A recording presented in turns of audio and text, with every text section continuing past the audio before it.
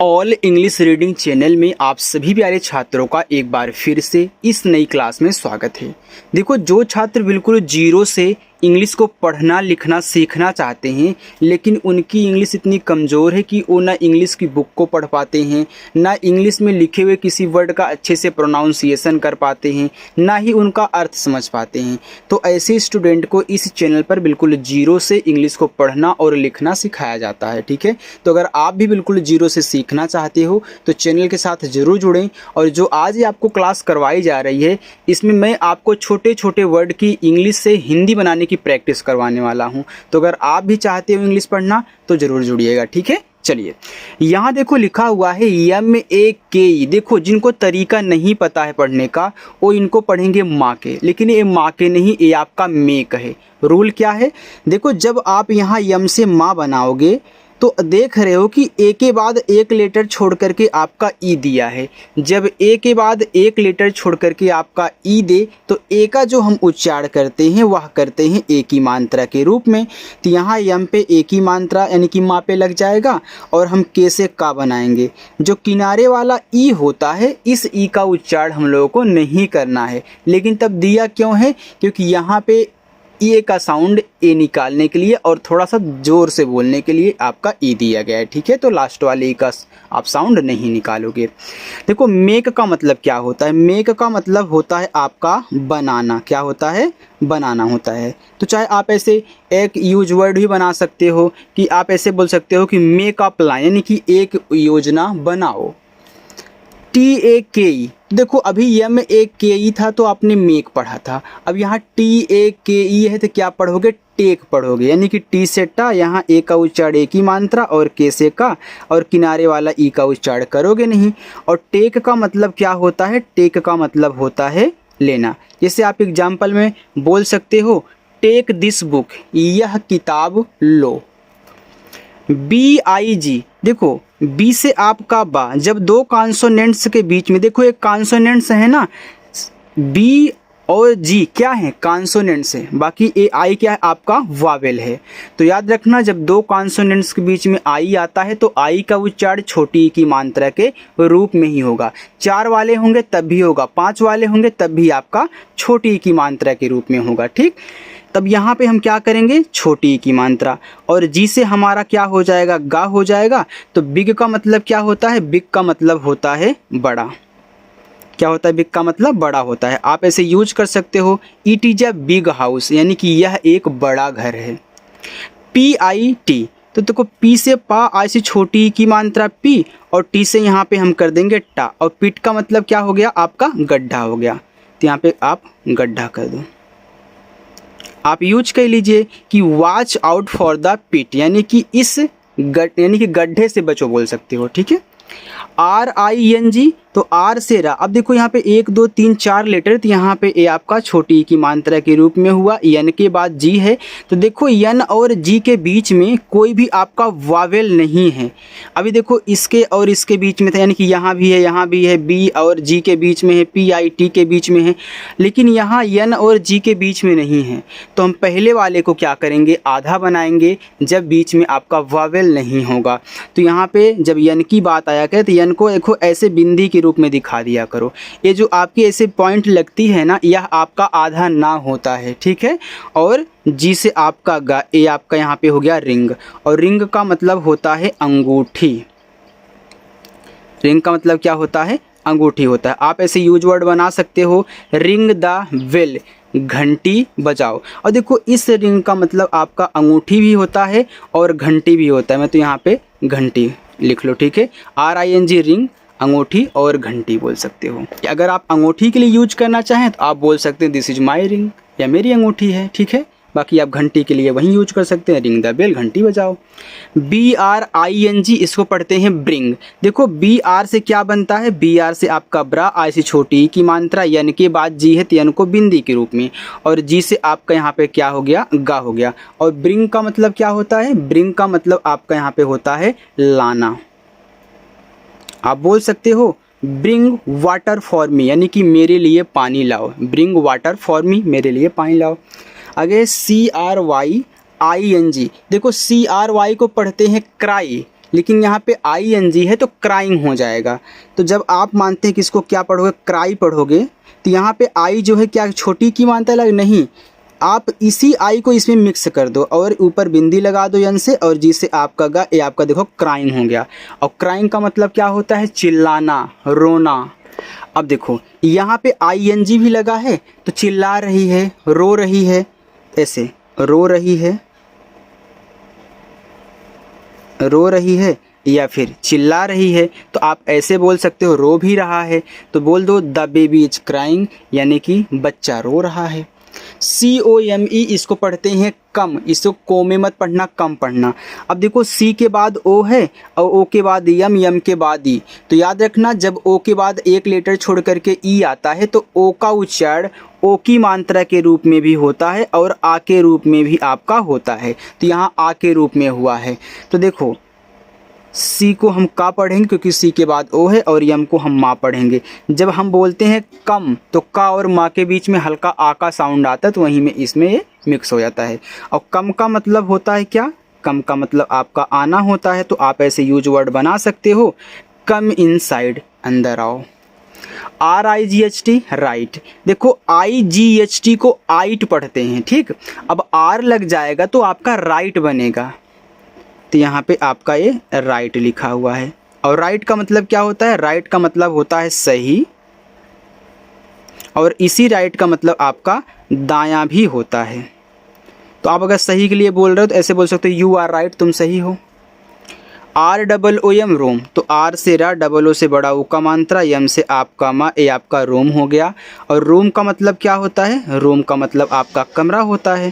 तो इसके लिए भी आप बना लीजिए, ठीक है। दिस इज माई रूम, या मेरा घर है, या फिर ये मेरा कमरा है। दिस इज माई हाउस, मेरा घर है। ऐसे अगर हाउस है तो घर, रूम है तो कमरा।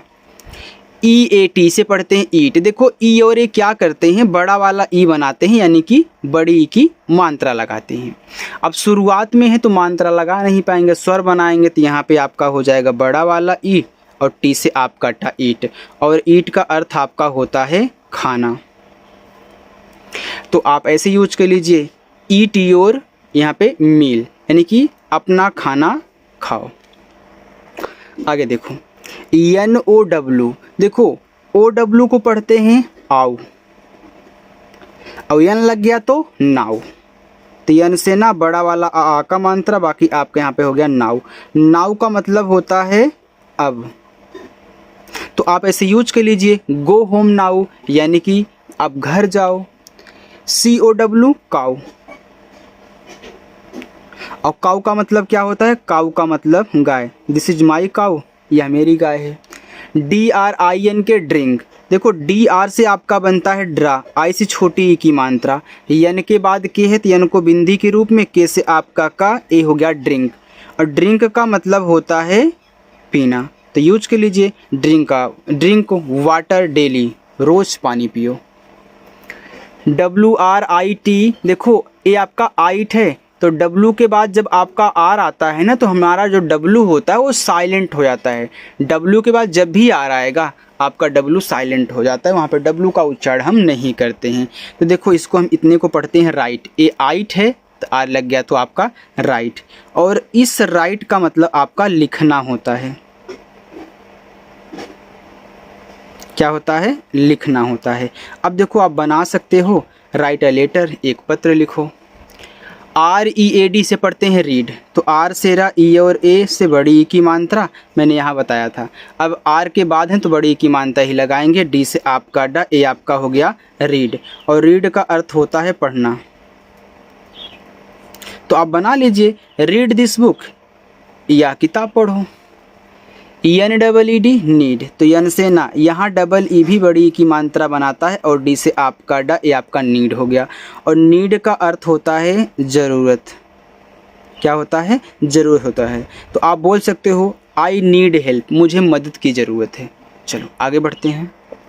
आगे है SELEEP, इसको पढ़ते हैं स्लिप।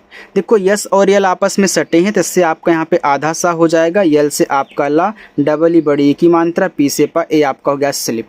इसका अर्थ होता है सोना। तो आप बोल सकते हो आई वांट टू स्लीप, मैं सोना चाहता हूँ। HELP हेल्प, तो एच से आपका हा ई से एक ही मात्रा, यल और पी आपस में देखो सटे हैं, बीच में आपका वावेल नहीं है, तो यल से आधा ला, पी से पा हेल्प। हेल्प का मतलब होता है मदद करना। आप किसी के लिए अगर मदद की गुहार लगाओगे तो क्या बोलोगे? प्लीज़ हेल्प मी, मेरी मदद करो, कृपया मेरी मदद करो। WAS इसको पढ़ते हैं वास, इस तरीके से पढ़ोगे यहाँ पे। और वास का मतलब होता है धोना। ठीक, वास का मतलब क्या होता है? धोना। यानी कि ऐसे बोल सकते हो वाश योर हैंड, अपने हाथ धो। POWER पावर, तो इस तरीके से हम लिखेंगे पावर। पावर का मतलब होता है शक्ति, या फिर इसको हम ताकत भी बोलते हैं, चाहे शक्ति बोल दो या फिर चाहे आप यहाँ पे ताकत बोल दो। ठीक है, चलिए आगे है OPEN, इसको पढ़ते हैं ओपन। तो ओ से आपका यहाँ पे ओ हो गया, PE पा, और एन से आपका ना ए आपन हो गया ओपन। तो ओपन का मतलब होता है खुला हुआ या फिर खोलना। SIT सिट, ऐसे से आपका छोटा सा, ऐसी छोटी की मानता सी, टी से आपका टा, ए आपका हो गया सिट। और सिट का होता है आपका बैठना। सिट का मतलब क्या होता है? बैठना होता है। आप इनका भी यूज कर सकते हो, सिट हियर, यहाँ बैठो। ठीक, LISTEN इसको पढ़ते हैं लिसन। लिस्टन मत पढ़ना, लिसन पढ़ना। तो यल से आपका ला, ऐसी छोटी की मात्रा ली, यहाँ पे आपका ये सन हो जाएगा, लिसन। लिसन का मतलब होता है सुनना। लिसन का मतलब क्या होता है? सुनना।